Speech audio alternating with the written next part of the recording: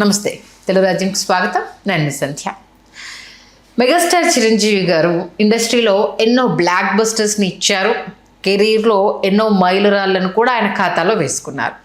ఆయన ఎంటైర్ సినీ కెరీర్లో అంచనాలు లేకుండా హిట్ అయిన సినిమా అంటే ఈ సినిమా హిట్ అవుతుంది అని ఆయన అనుకోకుండా అది హిట్ అయిన సినిమాలు ఏమైనా ఉన్నాయా? ఉంటే అవి ఏవేంటి?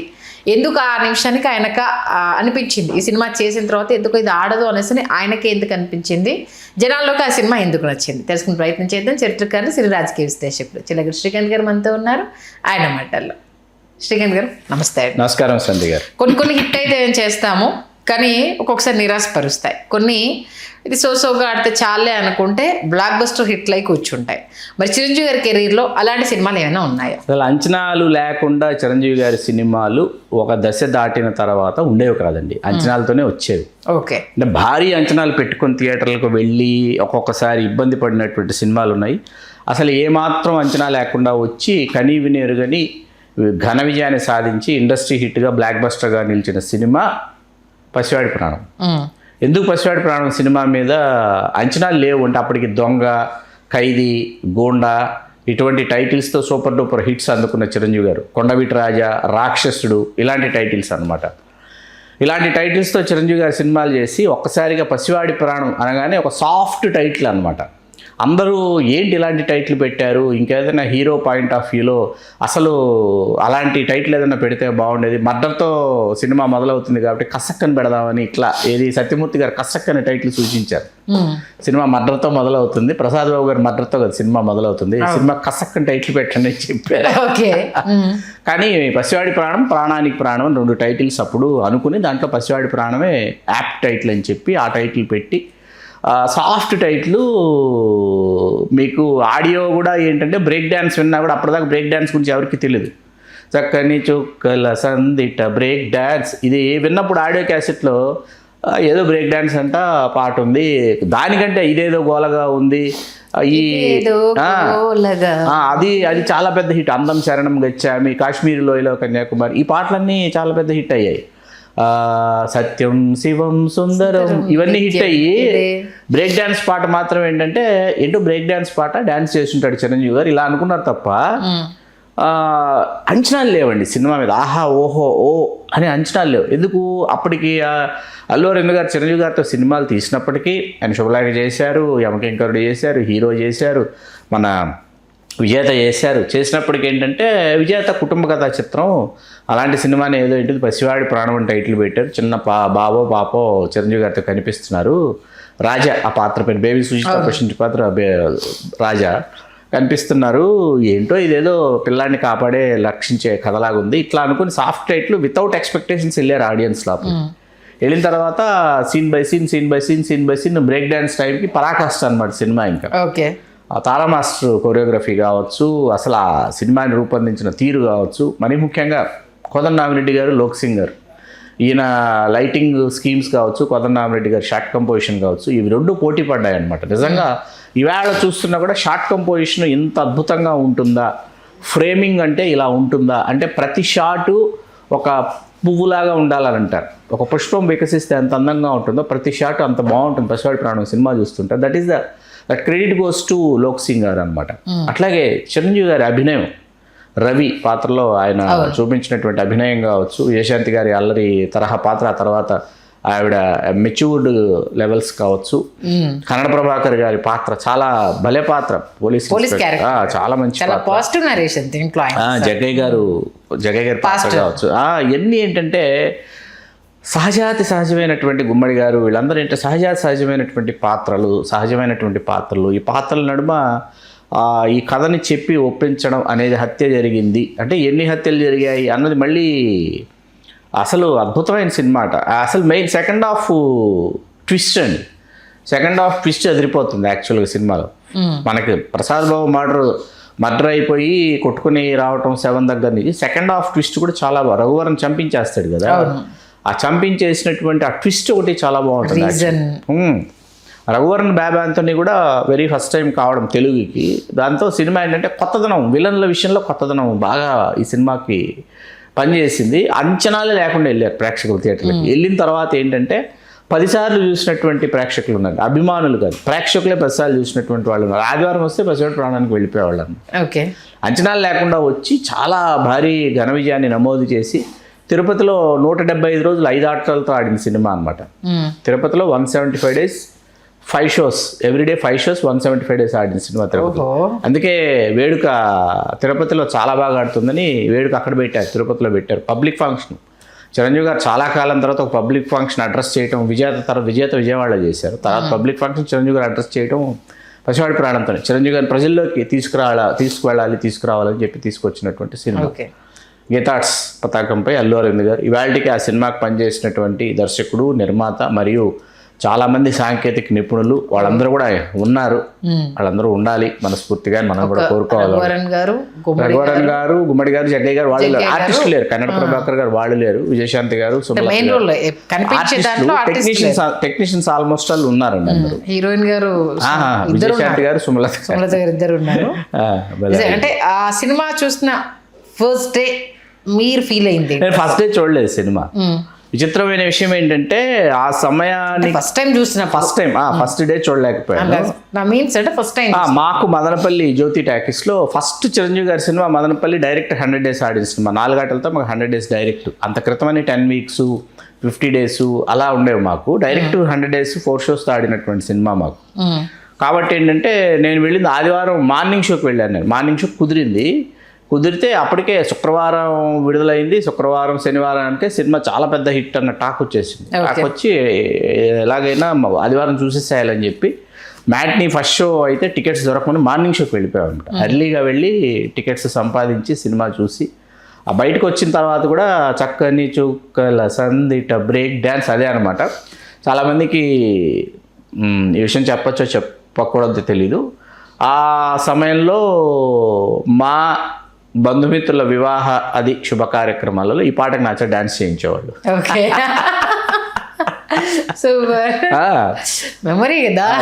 ఈ పాటకి నేను డాన్స్ చేసేవాడిని. ఆ తర్వాత ఆ డాన్స్ ఎప్పుడు మాయమైపోయింది, ఎలా మాయమైపోయిందో నాకే తెలియదు. డాన్స్ మాయమైపోయిన తర్వాత తెలియదు, కాలక్రమంలో డాన్స్ మాయమైపోయింది. ప్రథమికంగా ఇవాళకి ఫ్యామిలీ గెట్ టుగెదర్స్లో కొన్ని నాటు స్టెప్పులు, ఓరమా స్టెప్పులు వేస్తాం, కానీ ఒరిజినల్ ఒక డాన్సింగ్ ఇది ఉండేది అనమాట. ప్రతిమక డాన్స్ చేసేటటువంటి ఒక ఇది ఉండేది. అది మాయమైపోయింది. అది ఎప్పుడు మాయమైపోయిందో తెలియదు. ఇప్పటికీ ఆ టైం లైన్ మా క్లాస్మేట్స్ ఎవరైతే ఉంటారో, మా జెడ్పీ హై స్కూల్, జిల్లా ప్రజాపరిషత్ హై స్కూల్ మదనపల్లి, వాళ్ళందరికీ ఆ సర్కిల్ అందరికీ ఈ పాటకు నేను డాన్స్ చేశానని చూసిన వాళ్ళందరికీ ఇవాళకి గుర్తు చేసుకుంటారు. ఇవాళకి ఆ వయసులో ఉన్నటువంటి స్నేహితులు వాళ్ళు వగైరా.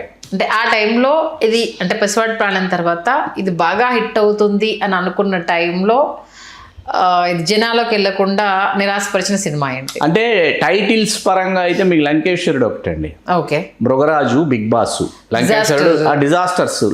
యాక్చువల్గా వాస్తవానికి ఏంటంటే లంకేశ్వరుడులో చిరంజీవి గారు ఫెయిల్ కాల, దాసనారాయణ గారు ఫెయిల్ అయ్యారు. లంకేశ్వరుడు సినిమా ఇవాళ మనం చూస్తుంటే మనకి ఎక్కడ చిరంజీవి గారి ఫ్లాస్ కానీ చిరంజీవి గారి ఫెయిల్యూర్స్ కానీ కనిపించవు. డాన్స్ విషయంలో అమ్మో, చిరంజీవి పాత్ర పేరు శివశంకర్, చిరంజీవి గారు పెంచుకునే పులి పాత్ర పేరు కూడా శివశంకర్. ఆ పులి చచ్చిపోతే చిరంజీవి గారు దాన్ని పెట్టుకుని శివ అంటాడు అనమాట. దాసనారాయణ గారి మెలో డ్రామా అదే అప్పటికి శివ సినిమా వచ్చేసి ఏమైపోయిందంటే, శివ సినిమా ఉద్ధృతిలో కొట్టుకుపోయినటువంటి సినిమా లంకేశ్వరుడు. ఇప్పుడు మీరు గాడ్ ఫాదర్ కథ చెప్పాలనుకుంటే గాడ్ ఫాదర్ కథే చెప్పాలి మీకు. అందుకే గాడ్ ఫాదర్ కథ చెప్పాలనుకుని దాసనారాయణ గారు ఏం చేశారు, దాంట్లోకి తీసుకొచ్చి ఒక అన్నా చెల్లెళ్ళ సెంటిమెంటు, చెల్లెలు వెళ్ళిపోవటం, చెల్లెలు ఈయన పెంచుకుని ఈయన తీసుకొచ్చి చేసుకున్న ఏదో చేస్తాడు. కళ్యాణ్ చక్రవర్తి గారిని పెళ్లి చేసుకుని వెళ్ళిపోవటం, పోతే పోరా చెల్లె లేదనుకోరా అని ఈయన డ్యాన్స్ చేయడం, తాగేసి, ఇవన్నీ ఏంటంటే అతిని భరించలేకపోయారు ముందు. Over melo drama. సిస్టరు చనిపోయిందని తెలిసినప్పుడు ఈయన చనిపోవడము, మళ్ళీ అల్లుడు అరుపు విని నిద్ర లేవడము, అంటే మంచి సినిమాని కొన్ని ఎలిమెంట్స్ తో పాటు చేశారా అనిపిస్తుంది. కానీ మ్యూజికల్ పరంగా సూపర్ హిట్. రాజ్కోటి గారు అద్భుతం అండి. అసలు మీకు ఇవాళకి సాంగ్స్ వినిపిస్తున్నాయి అంటే మీకు ఆ సినిమాలో ఎంత స్పీడ్ నెంబర్స్ ఇచ్చారో రాజ్కోటి గారు. కన్నెపిల్ల ప్రేమకి ఓం నమః పాట కావచ్చు, తర్వాత అందరికీ తెలిసిన 16 ఏళ్ల వయసు, ఇవాళకి డాన్సింగ్ నంబర్, ఇవాళకి డాన్సింగ్ నంబరు. మైకేల్ జాక్సన్ గారి స్టెప్స్ ని యాజ్ ఇట్ ఈజ్ గా చిరంజీవి గారు అద్భుతంగా, చిరంజీవి గారు గారితో కూడా మెలోడీ ఉంటుంది కదా దీంట్లో. అదే జివ్వుమని జివ్వుమని కొండగాలి. అది రాజ్కోటి గారు ఏంటంటే వాళ్ళు మరి ముఖ్యంగా కోటి గారు పంతులమ్మ అనే సినిమాలో రాజన్ నాగేంద్ర గారు చేసిన పాట స్ఫూర్తి అనమాట వాళ్ళకి. ఓకే. సిరిమల్లి నీవైన పాట స్ఫూర్తి. అంత గొప్ప పాట చెయ్యాలి మనం, అదే జివ్వుమని కొండగాలి. అది కంప్లీట్ ప్యూర్ మెలోడీ కదా సార్. దాన్ని మీరు దాన్ని బీట్ ఓరియంటెడ్ వెస్టర్న్ ఆర్కెస్ట్రేషన్ తీసుకొస్తే జివ్వుమని కొండగాలి అయిపోతుంది. అండ్ రిథమ్స్ తో స్టార్ట్ అవుతుంది జివ్వుమని కొండగాలి మీకు. అది సిరిమల్లి నీవే జివ్వుమని కొండగాలి. ఆ సిరిమల్లి నీవు స్ఫూర్తితో రాజకోటి గారు చేసిన పాట జివ్వుమని కొండగాలి. ఇలాంటివన్నీ దయచేసి మీరు మమ్మల్ని ఇట్లా చర్చల్లో పెడితే ఏమవుతుంది, రోజు సంగీతం వినే వాళ్ళతో మరీ ముఖ్యంగా సినిమా పాటలు మరి అన్ని భాషల సినిమా పాటలు వినే మాలాంటి వాళ్ళతో వచ్చేటటువంటి చిక్కిదేనా అనమాట. మంచిదే కదా సార్, ఇన్ఫర్మేషన్ తెలుసు. నాకు వారసుడు వచ్చాడు సినిమా చాలా ఇష్టం. తీర్థకరయిని లేని తమిళ సినిమా, మోహన్ గారు నటించింది, ఇళయరాజా గారు. నేనేమనుకున్నా అంటే తీర్థకరయినిలో పాటలే యాజ్ ఇట్ ఈజ్గా ఇచ్చారేమో తెలుగుకి, యాజ్ ఇట్ ఈజ్ ట్యూన్స్ మన రైటర్స్ రాశారు, సింగర్స్ పాడేసి ఉంటారని తీర్థకరయినిలో పెట్టుకుంటే సంబంధం లేదు. తీర్థకరయినిలే వేరే పాటలు చేశారని. వారసుడు వచ్చాడికి వేరే పాటలు చేశారు, అద్భుతమైన పాటలు చేశారు వారసుడు వచ్చాడికి. మరీ ముఖ్యంగా మనకి ప్రబల తీర్థాలు ఇవి జరుగుతాయి గోదావరి జిల్లాలో. అక్కడ జరిగేటటువంటి పాటల్ని చేశారు ఇళయరాజా గారు గోదావరి జిల్లాలో. ఎలా ద్రియకన్నా ఎడదాగినావన్నా తందనానే తానే, ఇవన్నీ ఇవి ప్రబల తీర్థాలు ఇక్కడ పాడేటటువంటి పాటలు. అలా ఏంటంటే ఇక్కడ రాజ్కోటి గారు అలా లంకేశ్వరుడి సినిమా ఒకటండి, చిరంజీవి గారి సినిమాల్లో అంటే దాసనారాయణరావు గారి 100వ సినిమా, ఇట్లాంటివన్నీ దృష్టిలో పెట్టుకుని ఆడియో పెద్ద హిట్. తర్వాత అప్పుడు 1989 ఆగస్టు చిరంజీవి గారి జన్మదిన శుభ సందర్భంగా విజయబాపిరెడ్డి గారు చిరంజీవి అనే మాసపత్రికను మల్టీ కలర్లో ప్రారంభించి లంకేశ్వరుడికి కని విని ఎరుగుని ఎలివేషన్ సినిమా నవంబర్ డిసెంబర్లో విడుదలై దీపావళి సందర్భంగా విడుదల నవంబర్.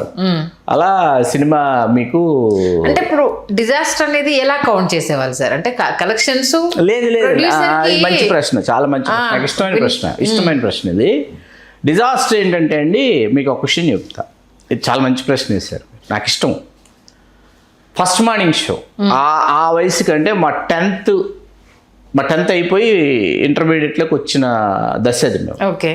ఆ టైంలో ఏంటంటే ఇంటర్మీడియట్లోకి వచ్చాక ఇంకా ప్రపంచాన్ని జయించేసాం, ఆఫ్టర్ ఆల్ ఇంకా అసలు ప్రపంచంతో పనే ఉంది, లెఫ్ట్ లెగ్తో తంతాం అనేటటువంటి ఒక మైండ్ సెట్లో ఉంటాం. కాబట్టి ఏంటంటే మార్నింగ్ షోకి మన ఇష్టం వచ్చినప్పుడు కాలేజీ ఎగ్గొట్టి వెళ్ళామా వెళ్ళలేదా, మార్నింగ్ షోకి వెళ్ళి కాలేజీకి వెళ్ళొచ్చు, అటువంటి ఒక స్వాతంత్రం ఉంటుంది కదా ఆ వయసులో. ఫస్ట్ మార్నింగ్ షోకి వెళ్ళిపోయి సినిమా చూసేసి సినిమా బాగుంటే ఖచ్చితంగా అదే రోజు సెకండ్ షో ఫ్రెండ్స్తో చూడని వాళ్ళని తీసుకొని వెళ్ళాము అంటే సినిమా సూపర్ డూపర్ హిట్. వెళ్ళలేదు అంటే పోయింది, ఓకే, దారుణాది దారుణంగా పోయింది. వెళ్ళలేదు తీసుకెళ్ళా, ఎవరు వెళ్తారు, వెళ్ళే బాగాలేదు చెత్త అని డిస్కషను. కానీ శుక్రవారం చూసామనుకోండి, ఆదివారం వెళ్ళేవాళ్ళం. ఓకే. ఆడనో ఈయనో తీసుకుని ఆదివారం వెళ్ళి ఫ్లాప్ అయినా ఆదివారం వెళ్ళి పోస్ట్ మార్టం ఉండేది, ఇది ఎందుకు అలాగైంది, అది ఎందుకు ఇలాగైంది, ఏమైంది, ఎందుకు అయింది అని చెప్పి. ఇప్పట్లాగా ఇంత దారుణంగా కలెక్షన్స్ అప్పుడు లేవు. మీరు పే చేసేదండి. చిరంజీవి గారి సినిమా మనం చాలా సార్లు మాట్లాడుకున్నాం. ఎందుకంటే నాట్ ఓన్లీ చిరంజీవి గారి సినిమా ఏంటంటే చిరంజీవి గారి ఫ్లాప్ సినిమా ఇతర హీరోల హిట్ సినిమాల రెవెన్యూకి సమానం. ఇతర హీరోల హిట్ సినిమా ఎంత వసూలు చేస్తుందో చిరంజీవి గారి ఫ్లాప్ సినిమా అంతకంటే ఎక్కువ వసూలు చేసేది. ఓకే. అది నిర్మాత, డిస్ట్రిబ్యూటర్, ఎగ్జిబిటర్ సేఫ్ జోన్లో ఉండరు. కాకపోతే రూపాయికి 4 రూపాయలు వచ్చేవి కాదు, పెట్టిన రూపాయికి రూపాయిన్నర వచ్చేసి సేఫ్ జోన్లోకి వెళ్ళి. ఆపద్ బాంధవుడు కూడా ఏడిది నాగేశ్వరరావు గారు చెప్పింది, నేను నష్టపోలేదు, డిస్ట్రిబ్యూటర్ నష్టపోలేదు, exhibitors also safe, repeat audience రాలేదు. అంటే ఒకసారి చూసిన వాళ్ళు మళ్ళీ చూడాలని అనిపించేంతగా అనిపించకపోతే. ఇప్పుడు యుద్ధభూమి సినిమా ఉందండి, చూసే చిరంజీవి ఫ్యాన్ ఖచ్చితంగా వెళ్ళి చూడాలి అని మాత్రం వెళ్ళి చూశారు. యుద్ధభూమి బాగోలేకపోయినా ఫ్యాన్స్ వెళ్తారండి. యుద్ధభూమి సినిమా ఉంది, యుద్ధభూమి సినిమా ఏంటి టైటిల్ యుద్ధభూమి. రాఘవేంద్రరావు గారు చిరంజీవి గారితో నిర్మిస్తున్న మొట్టమొదటి సినిమా. నిర్మాతగా రాఘవేంద్ర గారు సినిమా తీస్తున్నారు చిరంజీవి గారితో, దర్శకుడిగా మరియు నిర్మాతగా. వయసో నమః అని ఎక్కడ చూసినా మారిషస్లో చిరంజీవి గారు, విజయశాంతి గారి తాలూకు పాట వినిపిస్తూ ఉండేది. దాంట్లో గొప్ప పాట ఉందండి, చాలా గొప్ప మెలోడీ చేశారు చక్రవర్తి గారు. తానే తానే అనే ఒక పాట ఉంటుంది. అలాంటి గొప్ప మల్లీడులని మరుగున పడిపోయి వయసో నమః అని వినపడేది. ఈ పాట వినేసి ఆడియో క్యాసెట్లు ఎక్కడికి వెళ్ళిపోతుంది, సినిమా లోపలికి వెళ్ళిన తర్వాత సినిమా నిజంగా ఎక్కడికి వెళ్ళిపోయింది, అది వేరే విషయం. ఓకే. అసలు ఏంటది, నేను పులిపాలు తాగాను, చాలా విచిత్రమైన కామెడీ. వాళ్ళు సీరియస్గా చెప్తారు, మనకు నవ్వు వస్తుంటుంది థియేటర్లో. పులిపాలు తాగి పెరిగారు అంటే ఆయన పులిపాలు తాగి పెరిగారు, కనీసం మీరు పిల్లిపాలు కూడా తాగి పెరగలేదు అని మోహన్ బాబు గారి మీ సెటరికల్ డైలాగ్స్ ఇన్ని గుర్తు వస్తాయి, నవ్వు వస్తుంది. ఇక తర్వాత వచ్చి బిగ్ బాస్ అండి, టైటిల్ గ్యాంగ్ లీడర్ తర్వాత విజయబాబు రెడ్డి గారు బిగ్ బాస్, మళ్ళీ బప్పీ లహరి గారు మ్యూజిక్, ఇవన్నీ ఏంటంటే ఫస్ట్ సాంగ్ #1 ఆ పాట కావచ్చు, ఇవన్నీ వాన పాట ఒకటి కావచ్చు, మామ పాట రీమిక్స్ చేశారు అప్పట్లో, రీమిక్స్ చేయటం కావచ్చు, ఇవన్నీ సినిమా మీద విపరీతమైనటువంటి హైప్ క్రియేట్ చేసి అల్లుడా మజాక సూపర్ హిట్ అవడంతో జూన్ 15 పెదరాయుడు మీద వచ్చింది ఈ సినిమా. ఏది బిగ్ బాస్ వచ్చి డిజాస్టర్ అవటం. చిరంజీవి గారికి సినిమా చేస్తున్న సమయంలోనే చిరంజీవి గారికి అర్థమైపోయిందంటే సినిమా ఆడదు, పే చేయదు అని. అలా చిరంజీవి గారు చూడని సినిమాలు 2 సినిమాలు, ఒకటి బిగ్ బాస్, మరొకటి ఆయన ఇప్పటివరకు చూడాలి 2 సినిమాలు. ఓకే.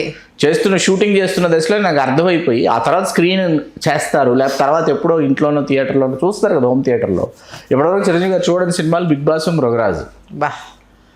మృగరాజు అంతేనండి. మృగరాజు టైటిల్ ఒకటి, ఆఫ్రికా ఎపిసోడ్, సింహం, ఇవన్నీ అనేటప్పటికి ఏంటంటే ఆ చిరంజీవి గారి గెటప్ దగ్గర నాకు ఎక్కడో గెటప్ చూడగానే ఏంటంటే ఎక్కడో అంటే నాగబాబు గారు ఎక్కువ కల్పించుకున్నటువంటి కథాంశం అనమాట. కథలో నాగబాబు గారు, యండమూరి వీరేంద్రనాథ్ గారు, అప్పటికే యండమూరి వీరేంద్రనాథ్ గారు అవుట్డేటెడ్, అప్పటికే అవుట్డేట్ ఆయన కలగ చేసుకుని తర్వాత ఇట్లా మీకు ఏంటంటే మృగరాజు సినిమా ఒకటి విపరీతమైన అంచనాలు. అదే సమయం నరసింహనాయుడు, దేవిపుత్రుడు అన్ని, నరసింహనాయుడు ఇండస్ట్రీ హిట్, మృగరాజు అలా నచ్చని అని కాదు కానీ అంచనాలు పెట్టుకుని వెళ్ళి చూసి అంచనాలు అందుకోలేకపోయిన చిరంజీవి గారి సినిమాలు అయితే ఇవి. పసివాడి ప్రాణమేమో అంత హిట్ అవుతుందని అనుకోలేదు, బ్లాక్ బస్టర్ హిట్ అయిపోయింది, ఇండస్ట్రీ హిట్ ఆ సమయానికి. హిట్ అవుతుంది అనుకున్న 2 బిగ్ బాస్, మృగరాజు 2 నిరాశపరిచాయి. ఎంత విచిత్రంగా చూడండి. ఓకే, మామూలుగా చిరంజీవి గారి గురించి కదిలిస్తే మీరు వృతలోగిపోతారు కామన్గానే. ఎన్ని వచ్చేసాయి విషయాలు నిజంగా. మన బర్త్డే స్పెషల్ కింద ఇది కూడా ప్రేక్షకులకు ఒక విందే మీరు చెప్పిన మాటలు. ఖచ్చితంగా మెగాస్టార్ బర్త్డేకి మరిన్ని ఇంట్రెస్టింగ్ ఎపిసోడ్స్ కూడా మనం అందించే ప్రయత్నం చేద్దాం. ధన్యవాదాలు శ్రీకాంత్ గారు. ధన్యవాదాలు సంధ్య గారు.